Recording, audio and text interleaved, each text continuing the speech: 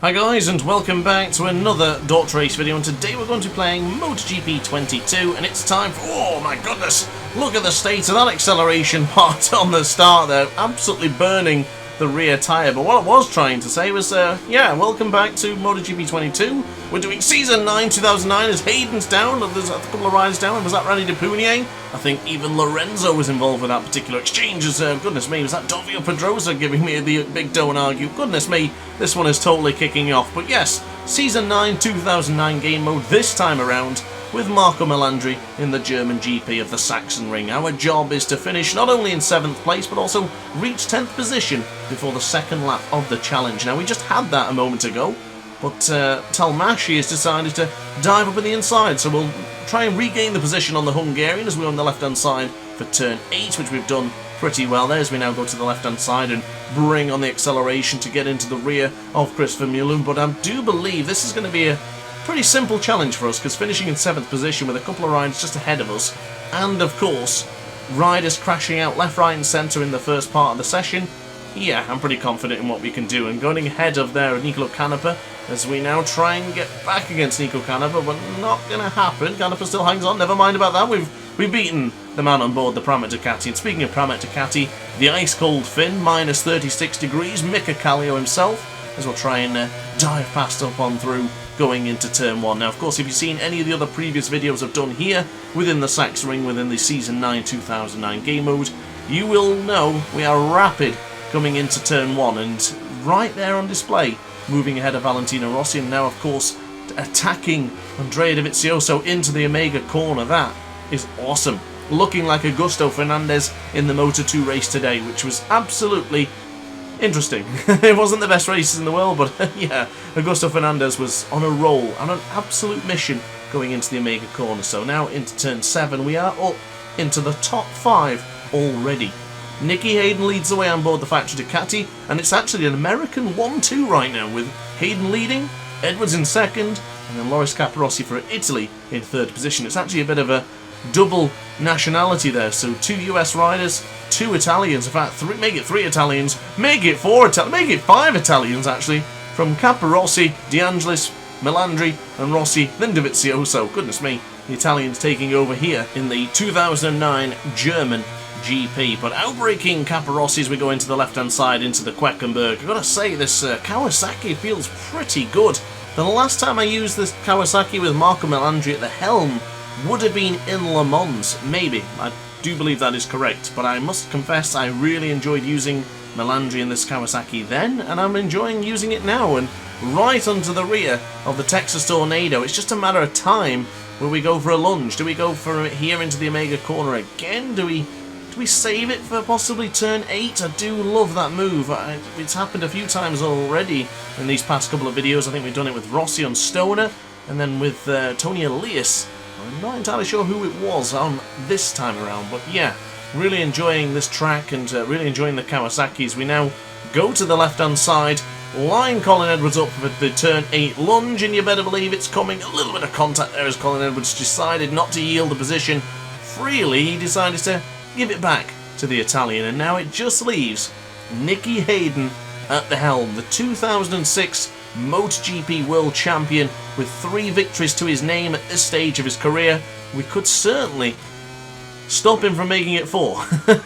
So with Marco Melandri, let's see what we can do going out of the Saxon curve, avoiding the rumble strip and the green part of the tracks. We don't want any particular warnings as we now go to the left. Slowly bring on the acceleration, keeping the rider's weight into the middle of the bike there. Not too far on the left, not too far on the right. Keep the bike relatively stationary going into the start-finish straight. So now braking rather firm for turn 1. We are lethal upon the brakes in the first corner. That's certainly our jam when it comes to the Sachsenring, as we now keep it in nice and tight for the apex of turn 2 and do the same for turn 3. Now, of course, not too tight, because you need to run it deep ever so slightly so you can then make the Omega corner. But now to the left-hand side. Turn 4 rapidly approaching turn 5. In fact, someone's gone down, didn't quite see who it was, and of course not being told from the graphic on the left-hand side of the screen. But half-distance race so far is complete. We now have a couple more laps to beat Nicky Hayden, which I do think is going to be pretty inevitable. When it's going to happen, I'm not entirely sure, but Hayden has hung on tremendously well so far. The gap is still teetering. It's oscillating between 9/10 of a second and up to 1.2. So certainly my work is cut out, but I don't think it's going to be too difficult when we see the difference in turn 1 in just a moment's time. And actually, speaking of turn 1, it is the braking we are more superior than the Ducati Desmosedici, because we are now gained a few extra tenths. Now, a little bit of a mistake going into turn 12 would have really cost us time, but it didn't. We really benefited from getting that right. And another 119 lap coming in for Marco Melandri. The 33 is rapidly approaching destination P1 for Marco Melandri at this stage of the Grand Prix as we go to the right hand side, keep it in nice and tight to the apex once more, and I think Hayden is certainly going to be feeling the pressure. I'm not feeling any pressure. We've done our challenge. Our objective is to finish in 7th and also finish in the 10th position, or at least reach the 10th position before finishing the second lap of this challenge. And well, that's certainly done and dusted, but I'm rather enjoying my consistency around this German GP. As mentioned before, and I mention it again, love-hate relationship with this Saxon ring. Used to love it, used to hate it.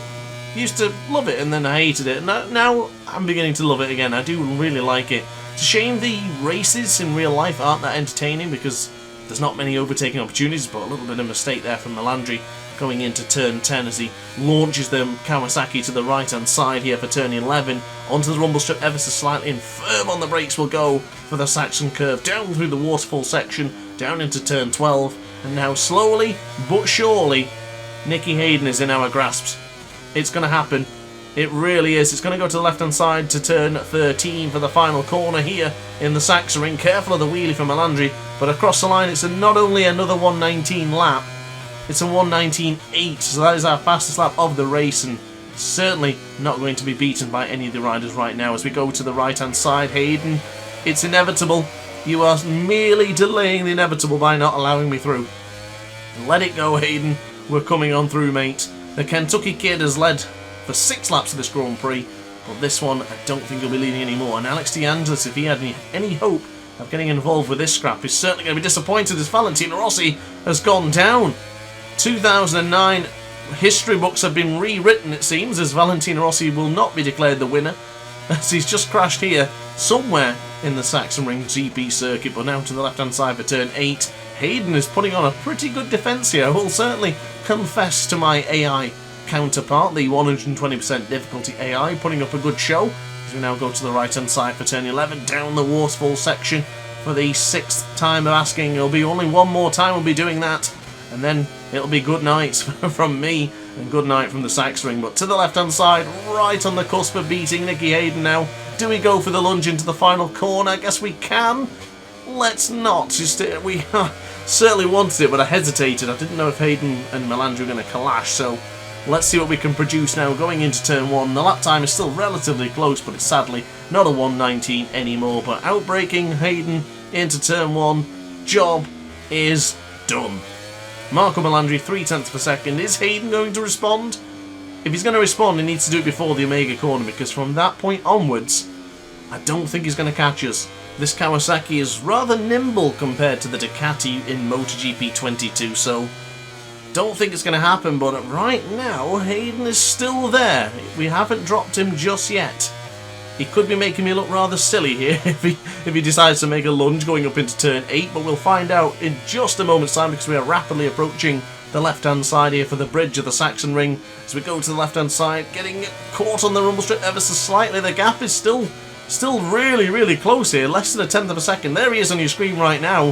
Hayden putting up a last-lap ditch effort with the Kentucky kid versus Marco Melandri. It's going to be bravest on the brakes for turn 12. I do feel this is where we're going to really, really stretch our legs, and it does look like that is the case. If we ran it wide there, I think he would have been back up on the inside, but for now, job is well and truly done. It's signed, sealed and delivered with Marco Melandri's signature 33 at the bottom, because job is done.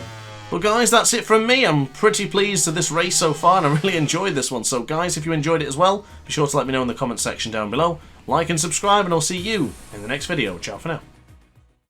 Oh hi, didn't quite see you there. Good to see you're still here. If this video didn't quite set your appetite, then why not watch some more DrAce content by clicking the video shown on screen now. Furthermore, if you would like to follow me on social media, you can do so now with the links down in the description.